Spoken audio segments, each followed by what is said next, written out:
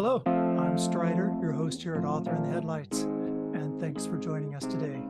Today we have an outstanding interview with Robert Dugoni, internationally famous author, and I would say he is probably the reason I am where I am now. I wish I was even higher up on the ladder with him, but Robert and I met at the very first conference I ever went to. I didn't know him from Joe Blow, and we started talking. And in fact, I am somewhat embarrassed by the comment, but I have actually called him my poster child for things that can be. And that's where I would like to head myself. I'm sure the rest of you are right there with me. So thank you for being with it, Bob. Thanks for having me. I'm happy to be here. Thanks for the nice words. Well, it's true. Anybody that goes into a bookstore will find you there.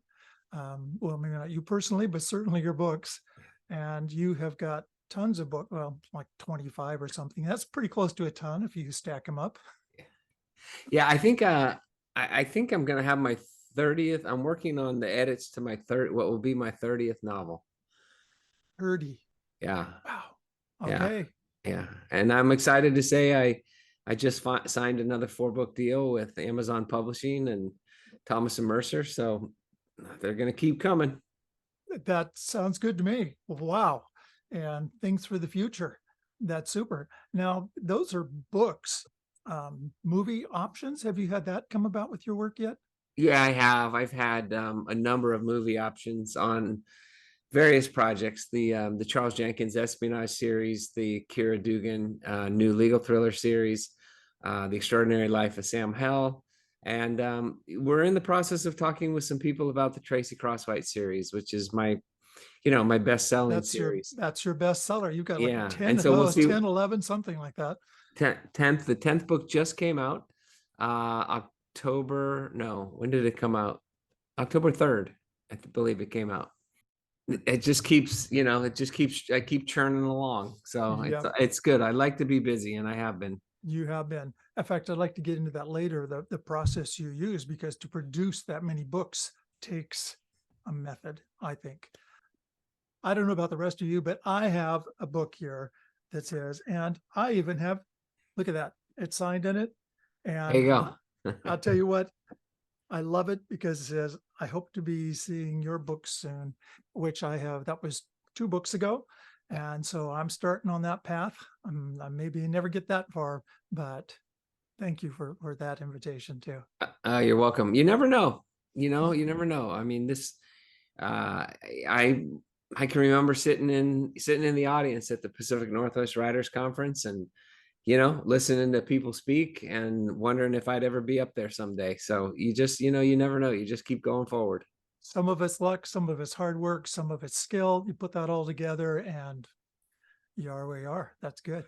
Yeah, I mean, I always tell, I teach a writing course. I teach something called the Novel Writing Intensive. I just got back from Florida, in fact, and I taught it 3-day seminars, 2 3-day seminars back to back with a gentleman named Stephen James. And I told the writers in that group, some of whom are really talented, when you get an opportunity, you have to be prepared. And that's what success is. Success is when opportunity meets an author at the time that he or she is prepared and has a manuscript that is solid and good, and they're ready to go forward. So, it is, there is definitely luck involved. And I'm one of the first people to say that. But that luck also comes, from being prepared. Absolutely. To go forward. Yeah, a poor manuscript will not get there no matter how lucky you are. No, not anymore, especially. It's gotten very, very difficult. The publishing business is both more wide open than it's ever been. There's so many avenues to get published, but it's also, I think most new writers will tell you it's hard. It's hard finding an agent. It's hard getting an editor. And I think, as I said to my students, you can't be good anymore. You have to be great. Have to be great. And that takes a lot of work, a lot of dedication, a lot of editing, self-editing, and beta readers, all those things to make sure you're putting out your very best effort. Now, you are internationally famous, something like 25, 30 countries, language. It's just amazing. I was just released, One Last Kill, which the latest Tracey book, was just released in Germany today, and came out. So that was kind of exciting to get that news and to see how the book's doing over there. They love their dark, mysteries over there in Germany. Your books obviously speak for themselves, or they wouldn't have sold 7 million copies, something like that. I don't know. Of course, the number goes up daily. Yeah, I just got news last week in Florida that we sold the Tracey Crosswhite series just passed 10 million copies. So I'm not sure where I'm at with everything, but yeah, that was quite a milestone. That is a huge milestone. Yep. Okay. I thought I was good when I passed the 1,000 mark, which that's a start. That's a Yes, beginning. absolutely. You have to do that to get anywhere else. We go into the process that you use. So your work stands for itself, but how did you get there? What does it take for you to put together a book? How long does it take? Those kind of things that a new author might want to know. The first thing is that I tell my students is you have to understand the craft. You positively have to understand the craft. If you don't understand the craft, then you need to go study it. And I'm talking about Chris Vogler's book, The Writer's Journey. I'm talking about Saul Stein's book on writing. Some people use Save the Cat, but you have to understand how novels are told, how stories are told.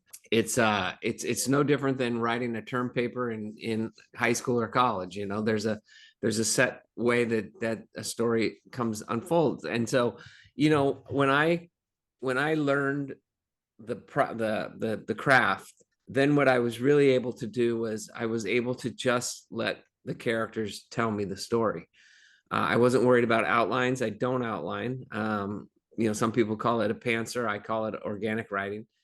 But I caution students that you have to understand story structure. You have to understand how a story is told. And once you understand, how the market is and just how a story, develops, then you can just let those, you have an idea, you can let those characters begin to speak to you and let them come alive. Because the most important thing in any book is that a character be raw and unfiltered and honest. That's what draws readers to your work, is when they find a character that they can empathize with, identify with, they become invested in that journey that character is on. They may turn the page because they want to find out what happens next, but the reason they will care about what happens next is because they care about the character. That's right. And the story that carries them along, that fulfills what they're looking for, or they wouldn't be there. They're looking for entertainment and information and just being part of something where, when I actually read, I actually become part of the story. I'm seeing it from inside. Right. So that's important from an author's. Very. I mean, very.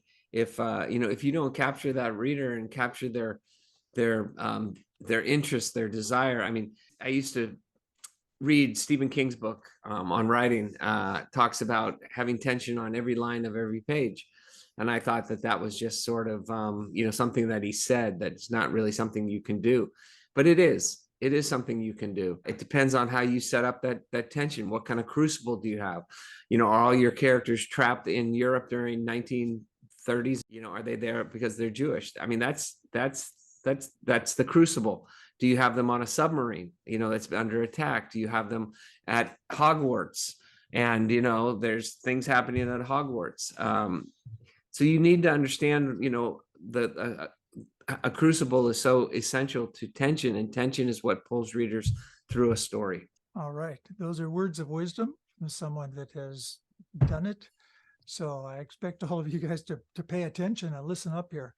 And we are connecting with authors, new authors, and would-be authors, and those that are just looking for books to read. That's where we're aiming this.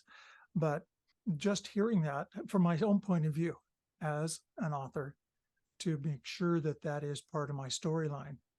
That's good. Now, you have also written some nonfiction, correct? One nonfiction? One nonfiction. I'm in the process of writing 2 historical novels that are based upon true stories.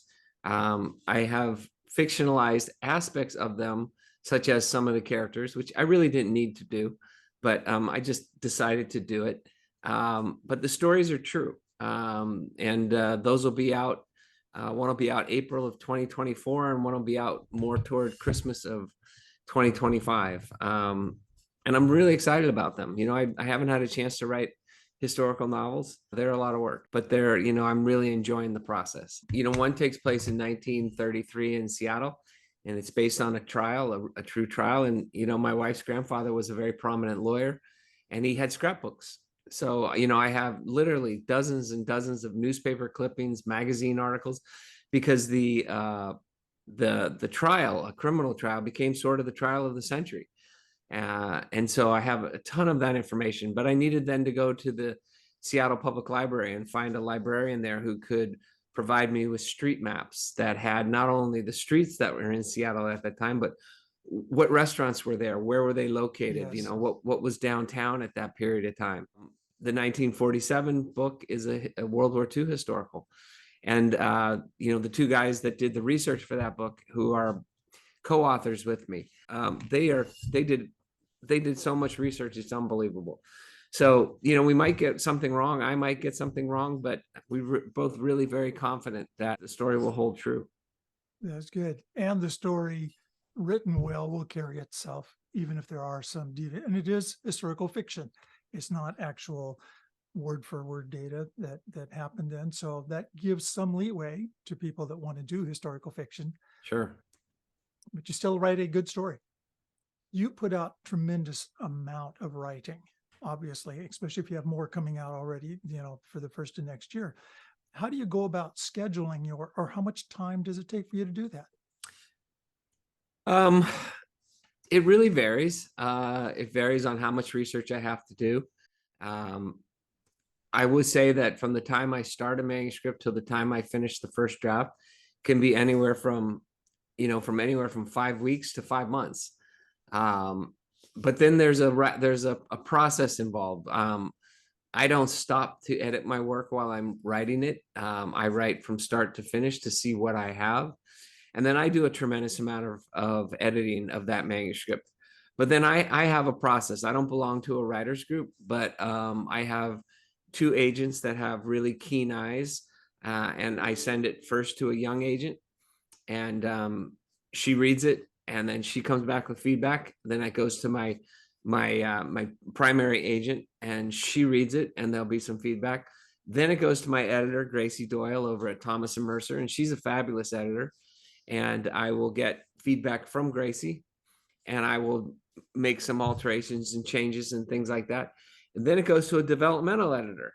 And the developmental editor's purpose is to look at the work from a 10,000-foot level, and then make sure that the story holds true, that each scene has tension in it, and if it doesn't, get rid of it. And after that, it goes then into copy editing, and I welcome every stage. I really do. Their authors have different feelings and beliefs about editing, but I'm thankful for my editors, from the copy editors to the sensitivity readers. There are many, many steps in the process, and all that process takes me probably at least a year, Strider, before the book is ready then to go to publication. Well, you are definitely a better man than I. I hate those a manuscript overview where they come back, 30 pages of, well, you should change this. It's hard, but I do it because they're there for the best of my benefit. And so I need to pay attention to what they're saying. Yeah, I really believe in allowing people to do their job. I won't always agree with some of the edits, and I'll make that clear why I don't agree. Why my character wouldn't say some of the things that they might suggest and things like that. But I also, like I said, I also am a big believer in allowing people to do their jobs. I mean, that's what they're there for. I do a lot of reviews of indie authors' works, and I do find that a lot of times the problem is the writing that needs to be upgraded. So pay attention to those editors. And if you don't have one, you probably really need to get one. It's not just your own work. And if you want it that way, fine, you're the author. But the better you can get it, the better it will be received. Yeah, I agree 100%. Well, do you have words of wisdom for people that are authors but haven't reached any big point yet? Is it just stick with it? Do you have something they should do better? You know, that is such a hard question, because It I is. know so many really talented authors that just have not broken out yet. And I have students that are in my novel writing intensive that I think are very talented, and I can't get them an agent, or I can't get them an editor, and yet I think their work is really, really strong. Sometimes it's what you're writing, Mhm. you don't want to write to the market, but at the same time, so many writers became well known because Dan Brown published a puzzle book, and then you had Steve Berry and Jim Rollins, and a lot of people that were got on that one. John Grisham and Scott Turow wrote legal thrillers, and you had Philip Margolin and John Lasqua and myself and a whole host of others, Steve Martini. And all these things sort of have a season, and then they go away. So you can't really write to it because you don't know what the season's going to be. But I go back to what I said earlier, which is understanding the craft so well that you can focus on the story. You need to understand structure, but once you understand structure, you have to have a story, and that story has to be a great story. I didn't hit until my 7th book, My Sister's Grave. I had been with three publishers by that time, and when My Sister's Grave hit, the book went viral, and it just really took off. But my other 6 books were not bad books. They all garnered awards, great reviews, but I hadn't found an audience yet. And it was not until My Sister's Grave where I brought in Tracey Crosswhite, the first female homicide detective in Seattle, and people really rallied around her story. And that's when I hit. Good timing, good placement. That's one of those luck elements, as much as anything, fits in. Great publisher, a great And- publisher that knew how to publish my work, knew how to get it out to a large number of people. All those things are so important. It's no different than any other job where you're putting out a product. I mean, we are widget salesmen, and it might not be the first widget that gets picked up, but it might be the 5th widget. And once they buy that 5th widget, they go in and back and they're looking and they like it. They what else do you have out there on the market? So an author needs to have product, and that product is books. That's true. And one book probably won't get you there. You're going to need multiple, and they cross connect. It's very rare.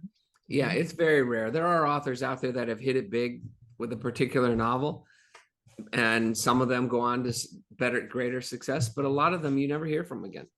A lot of them you hear as sort of one book wonders. That's never what I wanted. I wanted a career. I didn't want a book. I wanted a career. And the most important thing for me now is to never put out a bad book. I don't ever want to put out a bad book, because I never know when the reader's going to pick up their first book of mine.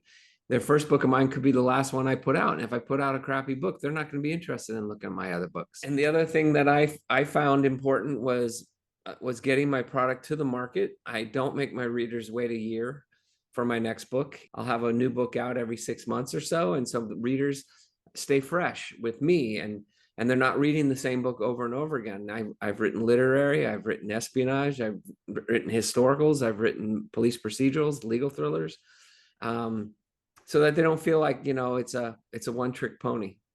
All right. That also is good information. I'm going to speed up my writing. I'm taking all this personally, as well as sharing it out to others. One question I have been asked before is, when you're working with agents versus not, or publishers, do you still have to do your own marketing? It really depends on the publisher. You certainly can't go wrong if you're working with a publicity team. One of the things you have to understand is you're not the only author in that stable, and you're not the only author that publicist is handling. They might be handling 10 or 15 different authors. I don't know. It depends on where you're at. So any marketing and publishing that you can do, any marketing or promotion that you can do is certainly important to help get the word out. I'm very blessed to be with Amazon Publishing, and they do just a remarkable job of getting my name out, building my my reputation, giving me a platform, all those things. So I'm not a person that loves promotion. It's, I'd rather be writing books. So I have people, I have a team that does a lot of that promotion for me. I'm at the place where I do my own promotion, but I work at that too, because you've got what you've got and you do the best you can with it, and you just keep working forward. And some people really enjoy it. They like that part of it. And so I always say, well, if you enjoy it, then do it. And that sounds like my cue that you get in there and start writing. We've also kind of run out of time here. The little flash came up and told me that. I hate to say goodbye, but until next we meet at least. And this is Robert Dugoni. He is one of the people you want to talk to and meet whenever you can. And Bob, thanks for being with us today. I truly appreciate your time. I know you are booked because I've tried to track you down for a couple of months to get here. It's hard. I do a lot of traveling, but thank you for having me. It was a pleasure being here. Absolutely. And so for today's show, thank you much. Thank you all for being here. I'm Strider. This is Author in the Headlights, sponsored by Durham Publishing. And until next time, thanks for being with us. Sponsored by DurhamPublishing.com.